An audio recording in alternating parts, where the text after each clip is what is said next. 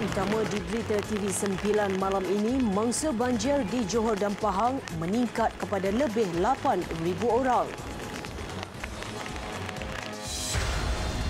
Taman Tasik Titi Wangsa dicemari vandalism tidak pun sampai 5 jam beroperasi.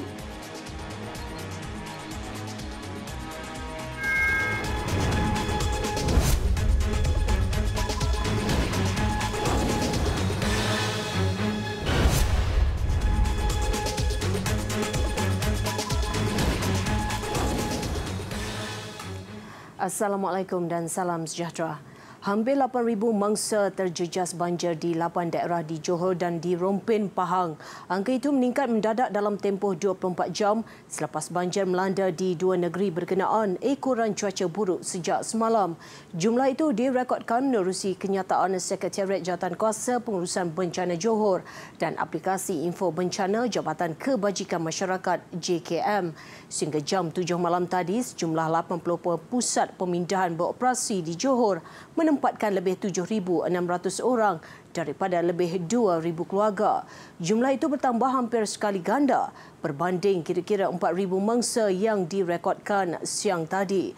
Daerah Keluang mencatatkan peningkatan mangsa banjir paling ramai membabitkan 2,474 orang.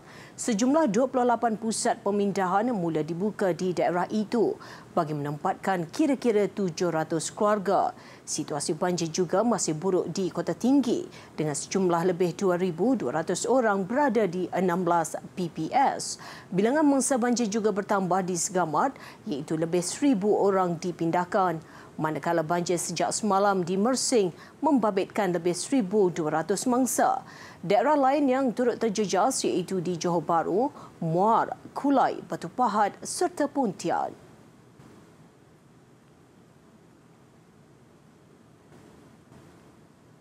Sementara itu, penduduk di Kota Tinggi tidak menyangka gelombang kedua banjir datang dengan pantas selepas kali pertama berlaku di daerah itu minggu lalu. Rata-rata penduduk yang ditemui memaklumkan akibat bencana yang di luar jangkaan itu, mereka tidak sempat memindahkan barangan dan kenderaan. Pengalaman itu dikongsi penduduk termasuk di sekitar Kampung Jawa, Taman Aman dan Taman Mawai. Pada awalnya mereka menyangkakan situasi banjir semakin reda secara berperingkat memandangkan ia dilihat pulih Khamis lalu. Bagi penduduk Taman Aman, tidak banyak yang dapat dilakukan selain segera kembali berpindah ke pusat pemindahan di Kolej Vocational Kota Tinggi. Barang-barang memang tak sempatlah sebab air memang naik terlalu cepat dan mendadak. Memang tak sempatlah, banyak yang tak dapatlah diselamatkan lah. Cuma dapat bawa dokumen penting je lah. Barang-barang penting dan barang yang untuk duduk kat dewan aja, yang lain memang tak sempat lah. Sementara itu, menurut penduduk Taman Mawai, mereka hanya mampu memindahkan barangan ke tingkat atas rumah. Saya tak jangkalah banjir yang kedua ni lebih besar daripada banjir yang pertama itu lagi. Ni pada 15 bulan hujan daripada subuh memang lebat lah. Saya rasa lebat. Saya tengok pukul 7 air dah naik, air dah masuk. Seterusnya ni banjir, saya punya rumah memang pagar, sekarang dah pagar pinggang, dah pagar dada lah rumah. Sementara itu, Adun Johor Lama Rosli Johar berkata pihaknya turut membantu memindahkan penduduk Taman Aman kira-kira jam 5.30 pagi tadi. Air kali ini nampak lebih tinggi, lebih kuat daripada yang minggu lepas yang berlaku. Jadi saya amat berharap pada semua penduduk di kawasan-kawasan yang terlibat supaya segera keluar bila pihak JKM, pihak pejabat daerah memanggil mereka untuk selamatkan diri. Kerana nyawa kita tak boleh diukur dengan harta benda.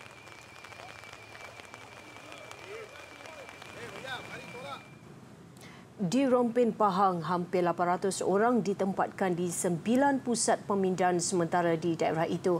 Menurut penduduk, keadaan banjir di daerah itu disifatkan terburuk berbanding musim tengkujuh tahun lalu. Dapati PPS di SK Pianggu yang terletak kira-kira 8 km dari sempadan Mersing menerima paling ramai mangsa banjir di Rompin. Seramai 275 mangsa terdiri daripada 78 keluarga ditempatkan di pusat pemindahan ini. Menurut penduduk, limpahan air di kawasan mereka kali ini lebih deras menyebabkan banjir berlaku secara mendadak terutama di kawasan rendah. Mula-mula tu awal lagi elok pun. Tengah belum pukul 11 tu kan elok lagi. Lepas tu tengok laju makin laju. Ada tak lewat apa dah nak ambil baju dah tempat dah. Dah berlaju dah datang kan. Masuk air dah memang dah pakai lutut dah. Memang laju tu air tak sempat nak nak kemah-kemah memang tak sempat. Tak nyangka air tu dengan laju sangat kan masuk rumah. Yalah. Bomba datang, selamatkan. Dia kata akak kena pindah jugalah kata dia. Angkat ni anak semua, barang-barang. Bencana sama turut menyebabkan 10 jalan di daerah itu ditutup kepada semua kenderaan. Semakan berita TV9 di Portal Banjir, Jabatan Pengairan dan Saliran Pulau mendapati 2 stesen RSI merekodkan bacaan bahaya iaitu masing-masing satu di Johor dan Negeri Sembilan. Sehingga jam 7 petang tadi, Sungai Muar di Kampung Rembang, Kuala Pilah merekodkan peningkatan kepada 63.84 berbanding 63.03 meter jam 6 petang tadi. Sementara stesen Sungai Lenik di Ladang Caa, Sekamat menurun kepada 6.78 berbanding 6.86 meter sebelum ini. Semakan turut mendapati 8 stesen lagi merekodkan paras amaran manakala 17 lagi waspada. Sementara itu baki stesen menunjukkan bacaan normal dan menurun.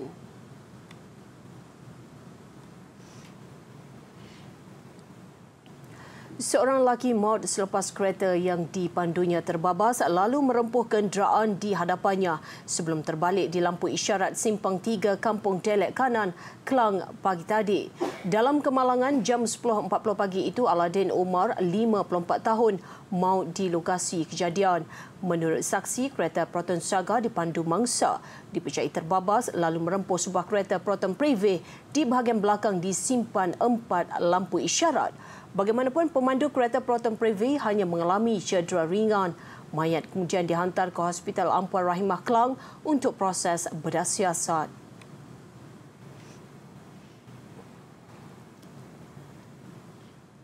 Seorang penjawat awam mengaku tidak bersalah di Mahkamah Magistrate Kuala Terengganu atas pertuduhan mencabul dan mengaibkan rakan sekerjanya tertuduh berusia 29 tahun membuat pengakuan itu selepas 2 pertuduhan dibacakan di hadapan Magistrate Abdul Hayy Salim.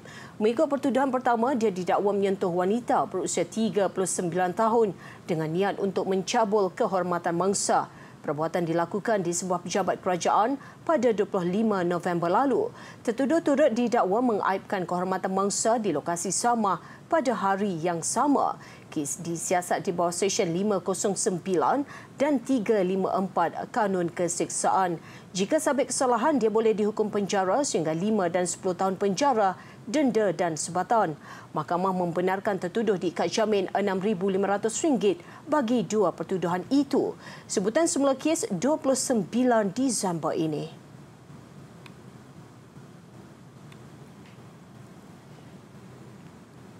Tindakan lelaki tergamak memukul, menarik rambut dan telinga ibunya sehingga jatuh tersungkur akhirnya menerima balasan selepas dia dijatuhi hukuman penjara 6 bulan. Hukuman dijatuhkan selepas tertuduh berusia 25 tahun itu mengaku bersalah. Mengikut pertuduhan, dia didakwa dengan sengaja menyebabkan kecederaan ke atas ibunya berusia 68 tahun. Perbuatan dilakukan di rumah di Batu Hampar, Manir 4 Julai lalu. Magistrate Abdul Hayy Salim mengarahkan hukuman penjara tertuduh bermula dari tarikh dia ditangkap.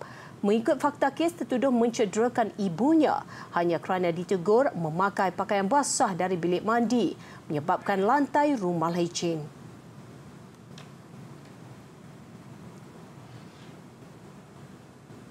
Berpura-pura mahu menunaikan solat maghrib tetapi sebenarnya kaki songlap. Itulah senario berlaku di sebuah surau di Ibu Negara selepas seorang lelaki bertindak mencuri beg galas jemaah ketika mangsa sedang sujud.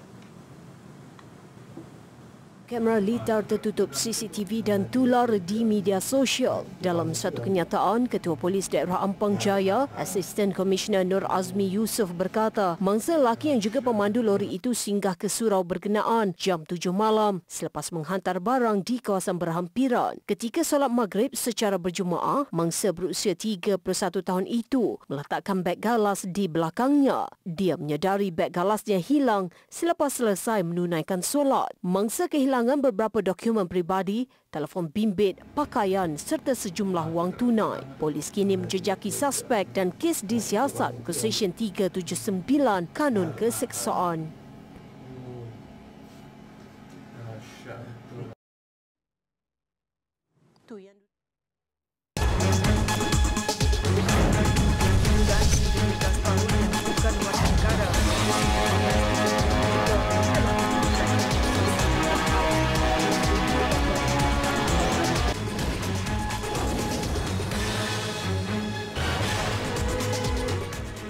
Bertemu kembali. Mahukan fasiliti kelas pertama namun mentaliti masih kelas ketiga. Itulah realiti yang paling sesuai diungkapkan terhadap setengah pengunjung Taman Tasik Titiwangsa yang baru saja dibuka hari ini. Tidak sampai 5 jam dibuka, pelbagai aduan vandalisme serta isu kebersihan di taman itu tersebar di media sosial. Perbuatan tidak bertanggungjawab itu didedahkan melalui satu hantaran di laman Facebook milik Nur Fazlina Rosli. Selain vandalisme, ada pengunjung yang bersikap tidak bertanggungjawab membuang sampah di merata-rata tempat sekitar taman berkenaan. Penggunaan basikal melalui operator tidak berlesen turut dikesan. Lebih mengecewakan, ada yang menyalahgunakan laluan berjalan kaki yang disediakan untuk pengunjung. Rata-rata warga maya melahirkan rasa kecewa terhadap pelakuan yang tidak bertanggungjawab segelintir masyarakat. Ada yang mencadangkan agar kamera litar tertutup CCTV dipasang dan tindakan keras diambil pihak berkuasa terhadap pelaku. Mereka turut menyeru orang ramai agar lebih menghargai kemudahan baru itu kerana ia mencerminkan etika serta peribadi rakyat Malaysia sendiri. Penyanyi terkenal Nora Arifin jelaskan punca sebenar kematian anak lakinya Muhammad Syakir Alif Johan belum diketahui walaupun bedah siasat telah dijalankan pagi tadi. Beliau menjelaskan doktor juga memaklumkan tiada penunjuk pelik namun siasatan lanjut masih dilakukan. Nora berkata pada awalnya dia tidak mahu membenarkan bedah siasat dilakukan, memandangkan suaminya Allahyarham Johan Nawawi tidak menjalani bedah siasat ketika meninggal dunia 2 tahun lalu. Namun selepas membuat pertimbangan termasuk usia Alif yang muda iaitu 20 tahun dan meninggal dunia di rumah, Nora memutuskan untuk mengikut prosedur polis dan saranan keluarga. Tapi sebabkan dia masih muda, jadi keberangkalian tu macam-macam kan. And then mati kat rumah, kita tak tahu what happen kan. Takut dia makan ubat ke, takut apa-apa kan. So saya ikut prosedur polis dan juga keputusan family lah. Tapi tadi keputusan doktor kata tak ada yang benda-benda yang pelik-pelik lah. Blood vessel dia okey, dia punya jantung, cuma jantung tu of course lah, maybe masa tu tak bernafas tu about weak lah. Mungkin ada kemungkinan macam besar sikit, so bengkak, kemungkinan genetik ke apa, saya pun tak tahu. Doktor akan investigate lagi lah. Dia menjelaskan analisis pakar forensik tidak menunjukkan arwah mengalami masalah saluran darah tetapi jantungnya dikatakan agak lemah dan gagal berfungsi sepenuhnya. Solat jenazah dilakukan selepas Zuhur di Masjid Kampung Tunku, Petaling Jaya sebelum dibawa ke tanah perkuburan Islam Bukit Kiara untuk dikebumikan. Pengkebumian selesai kira-kira jam 3 petang tadi dan jenazah dikebumikan berdekatan pusara arwah ayahnya Johan Nawawi.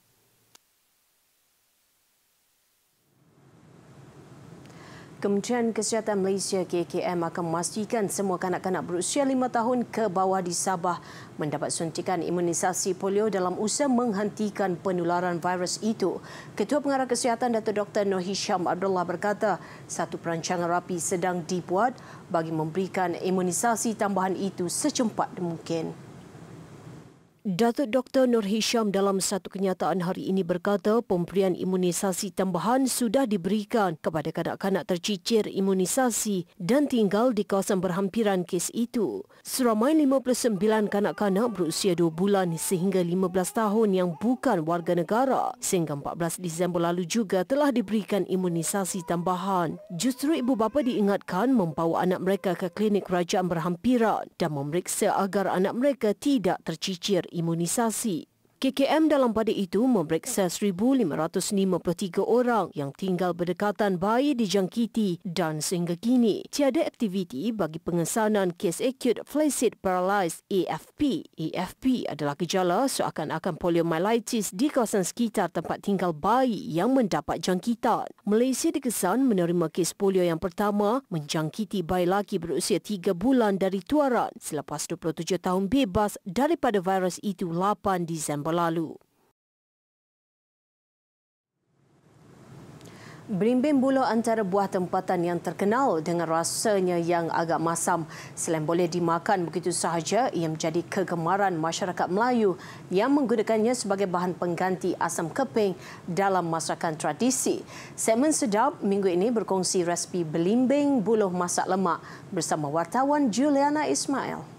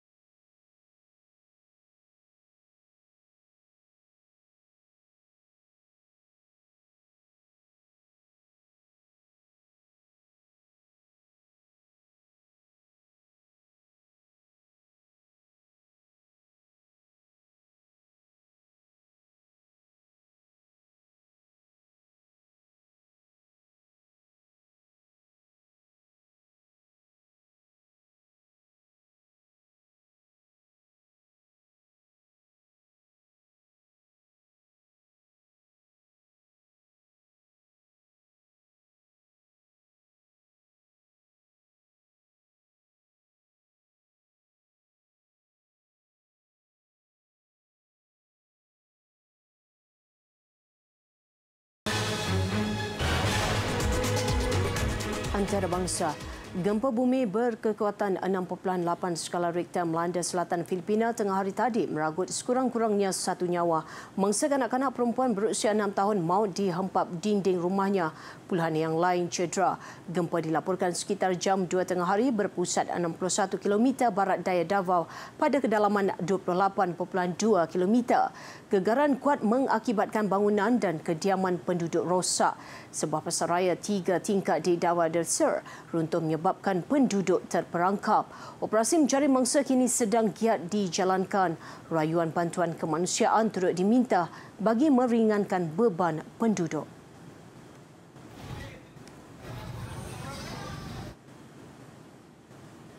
Pertempuran terbaru antara pasukan keselamatan dan penunjuk perasaan anti kerajaan di Beirut menyaksikan puluhan cedera.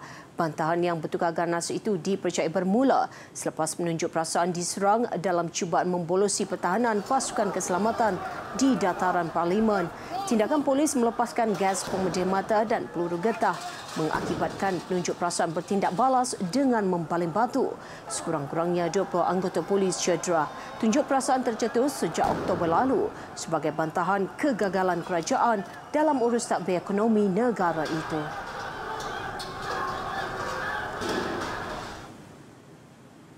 Parti Pembangkang Thailand Future Forward mengadakan perhimpunan besar-besaran semalam hanya beberapa hari selepas Suruhanjaya Pilihan Raya negara itu menggesa parti itu dibubarkan. Tanatan Juangrong Rangkit, jutawan berusia 41 tahun yang juga pemimpin parti itu mengetuai perhimpunan di Bangkok. Media tempatan menyifatkan perhimpunan itu antara yang terbesar pernah diadakan di negara itu. Bulan lalu Tanatan hilang kelayakan sebagai ahli parlimen selepas Mahkamah Perlembagaan mendapati dia memegang saham dalam sebuah syarikat media ketika dicalonkan dalam pilihan raya. Manakala Suruhanjaya Pilihan Raya menggesa pembubaran Parti Future Forward, berikutan dakwaan parti itu menerima pinjaman jutaan dolar daripada Tanatan.